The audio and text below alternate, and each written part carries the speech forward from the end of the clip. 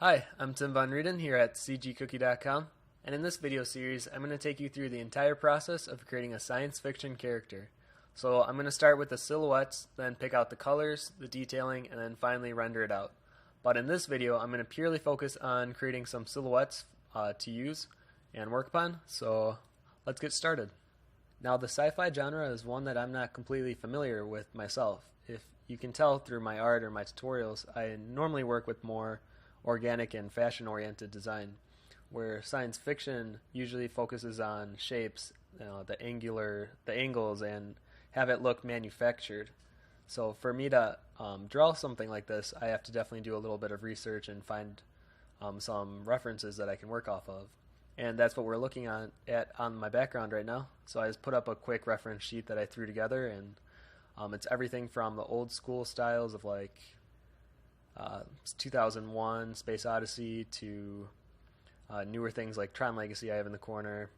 And there's a lot of things that I noticed in science fiction from there being an older style and a newer style. So whereas the old school style would focus more on having a chunky rustic design like in Space Odyssey or Alien or even new movies like Moon or Sunshine, it's in complete contrast with the modern sci-fi look, which is very functional, sleek, and polished, like in Tron Legacy or the new villains in Metal Gear Solid 4. So the best way I can describe it is the old style is more like Wall-E, where the new style is more like Eve in the Disney Pixar movie. So I found that generally the ones that mixed the two together were the ones that had the most appeal to me. So movies like District 9 or Star Wars or even games like Mass Effect or Dead Space, they incorporate a chunkier design and they take the elements from that style and compose them in a sleek manner. So that's what I'm going to try to do with mine, and that's what I'm going to do when creating these silhouettes. So now I'm going to actually open up Photoshop, make a new document really quick. I'm just going to make it a 12 by 8 with a 300 resolution.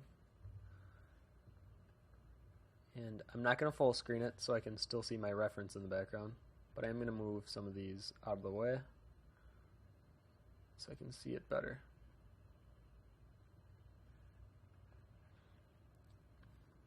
Okay, so I'm not going to do or have you watched real time of me doing every single silhouette that I'm about to do, but what I'm going to do is do at least one, show you guys kind of the process of what I'm going through and explain myself while I'm doing it, and then have the rest be a time lapse.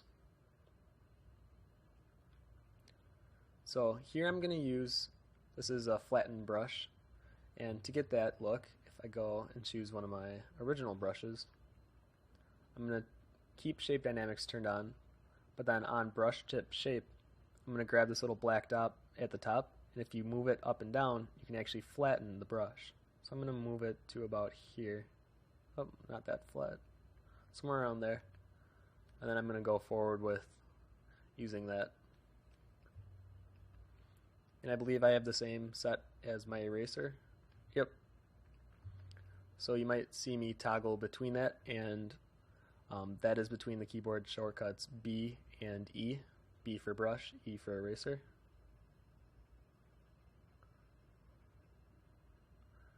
So now when I'm creating these silhouettes, I'm trying to keep a different thought process in my mind, where normally I'm thinking very organic and flowy, fabric-y designs.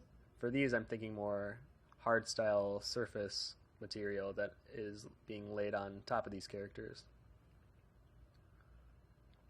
So first I'm going to lay out a solid black silhouette and then cut into it with the eraser tool.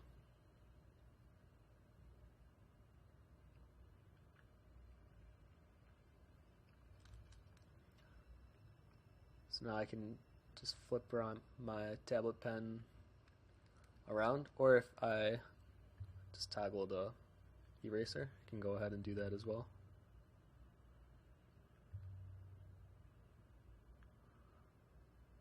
So now while I'm doing this, I'm not only going to cut on the outside, but actually get on the inside of the silhouette as well. I'm trying to compose a nice, solid structure to the silhouette as well.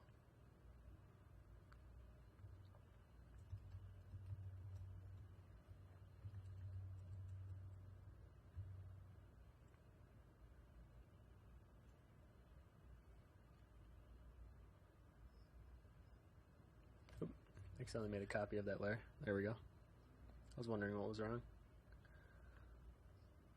So the science fiction, or usually with concept art that deals with science fiction, you want to have a focus on the shapes that you're laying in.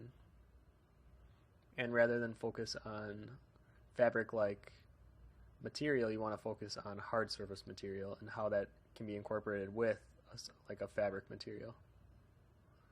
So things like the elbows and knees where there is more of a hinge, that's a great place for maybe some fabric to be shown, or some kind of material besides a hard edge, because it needs to bend.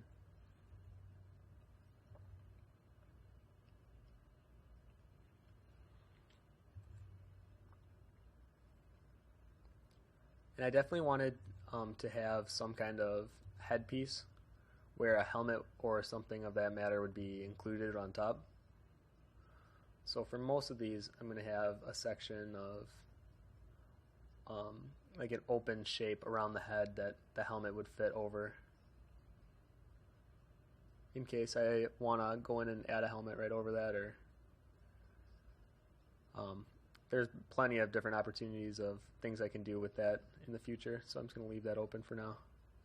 And I was working a little slow. I need to speed it up and remember that these are silhouettes and I need to keep them moving, because otherwise I could be spending way too much time on one and then I'll find myself detailing rather than just creating a nice silhouette. So this one's going to have more of a mech type lower body where the legs are going to come to a point.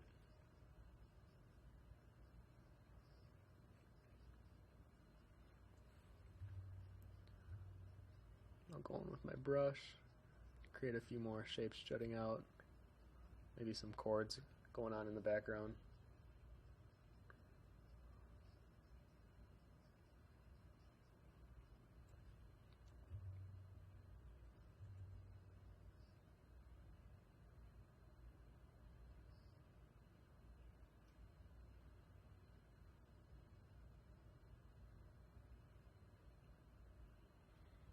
So there we go.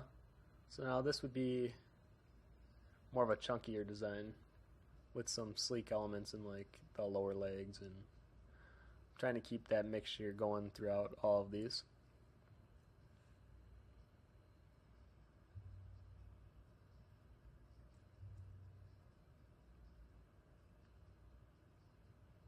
Okay, so I'm not going to work anymore on this one. I'm going to keep my process going. So with that, I'm going to go ahead and time-lapse these.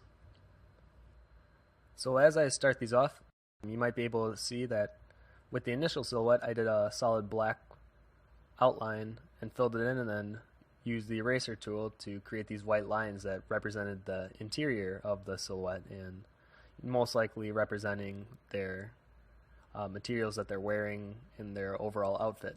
So I'm going to do that for the rest of the silhouettes, all 10 of them, and I'm going to go ahead and stick with it.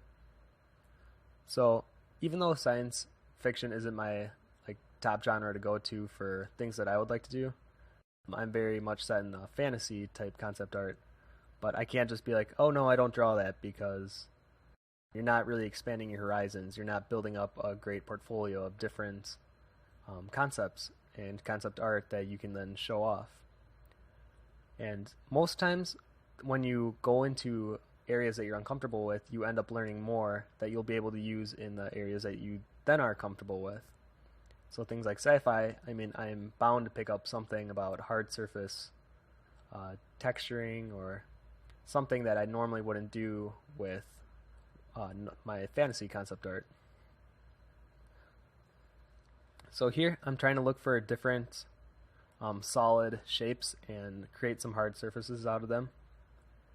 And as I do this, I notice from the initial ones that they're very static poses, and usually it takes a little bit to get warmed up, get your hand moving, and sooner or later you'll find a flow to creating silhouettes, and then just work with that flow and create some interesting dynamic poses, which you'll see in the next 5. I try and break out more interesting poses and stances that aren't so, 2-leg stance with arms at side, that kind of a typical pose for concept art. And also a story starts to create in my head. I start thinking of these characters' story and where they come from and what their purpose is. And for this one, I didn't really see this character being the main character, or so like not the captain, not the main, but more of a stronger support type character. And this is a lot more fun because I don't have to worry about making sure that the character is relatable and a character that the player or whoever is going to be, like if this was for a game, and I don't have to make sure that the character will necessarily like this character, because it's the support character. You can even hate them, but it's the dynamics that build up the character that I wanted to kind of emphasize. So then here, this is a little bit more of a stronger pose, trying out some different lines and shapes, and then in this one I'm actually going for more of an action-y pose and using some of those robotic type mech parts into the actual structure of the piece. So you can see a lot of my influence from the Dead Space games, and I just watched Alien and Aliens for the first time these past couple days, and I was really enjoyed them thoroughly, and I can't believe I didn't watch them beforehand. But a lot of the environment sets and the way that they had things structured, I was very inspired by. So I'm trying to incorporate some of that as well. And my favorite sci-fi movie, which is Moon, had a very old school style astronaut outfit, and that is definitely something I tried to incorporate as well. And even with this one right here, it has more of the heavy character from Team Fortress 2 influenced in that.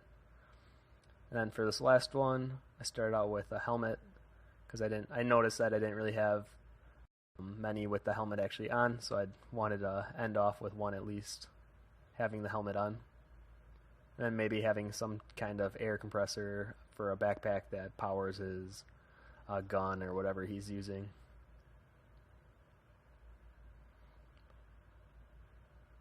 And then once again, you can see how the top 5 poses were a little bit more static, and the bottom 5, even though 2 of them still had that standing pose, I tried to bring something a little bit different into it. So now once I have these all finished, I go ahead and merge them all into one layer and then mask them out, so then I can put some color onto them. And this isn't something you necessarily have to do. I just like to do it to give it a touch of something rather than just a black silhouette, something a little bit more fun.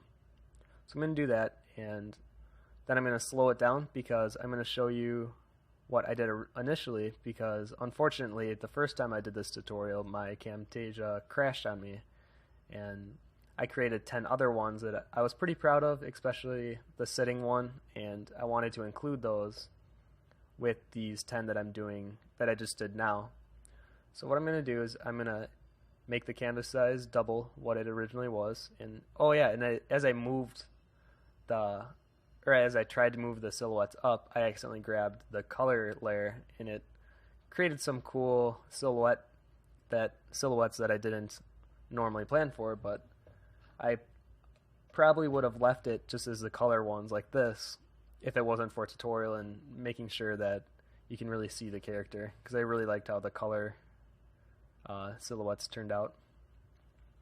So in here I'm just grabbing the 10 from the other canvas, putting them on the new canvas, and then calling this piece done. So then with these, what are they, 20 silhouettes minus the one that's the same, the first one, I'm going to go ahead and move on to the next tutorial with picking out colors and some materials that I'm going to incorporate in. But I'm thinking I'm going to leave it up to you guys for which one I'm going to move on with. Maybe a couple, like 3. And then I'm going to take those 3 and put them on their own canvas and start picking out the colors and get a nice flat base going, so we can start detailing on top of that.